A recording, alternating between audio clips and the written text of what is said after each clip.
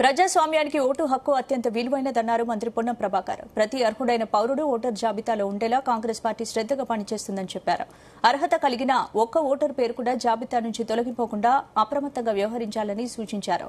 రాజకీయ ప్రయోజనాల కోసం అర్హులైన ఓటర్ల పేరు తొలగించే ప్రయత్నాలు ఎక్కడైనా జరిగితే వెంటనే ఎన్నికల అధికారుల దృష్టికి తీసుకెళ్లాలన్నారు. వరంగల్ డీ కన్వెన్షన్లో జిల్లా BLA2 పార్టీ ముఖ్య నేతలతో SIR-పై నిర్వహించిన అవగాహన సదస్సులో పాల్గొన్నారు మంత్రి పొన్నం.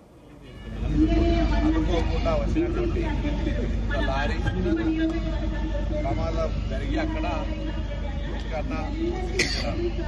అయినప్పటికీ ఇటీవల రాష్ట్ర వ్యాప్తంగా రవాణా శాఖ అన్ని రకాల నియమ నిబంధనలు ఉల్లంఘించే వాహనాల పట్ల సీరియస్ ఎన్ఫోర్స్మెంట్ చేస్తూ ప్రతి జిల్లాకు ఒక ఫ్లయింగ్ స్క్వాడ్, రాష్ట్ర స్థాయి ఫ్లయింగ్ స్క్వాడ్ చేసి పాఠశాల బస్సులతో పాటుగా మినరల్ వెహికల్స్ కావచ్చు, ట్రాఫిక్ నియమ నిబంధనలు ఉల్లంఘించే అన్ని వాహనాలను చట్టరీత్యా పరిధిలోకి తీసుకొచ్చే ప్రయత్నం చేస్తా ఉంది.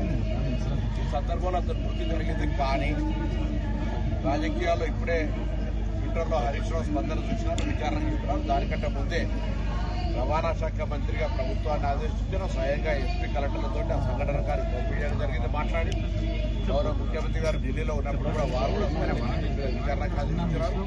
మా ప్రిన్సిపల్ సెక్రటరీ వికాస్ రాజు కూడా దానికి సంబంధించిన కింద ఆదేశాలు ఇచ్చినట్టు విచారణ జరుగుతోంది. ప్రాథమికంగా ఉన్నటువంటి అంచనా కలెక్టర్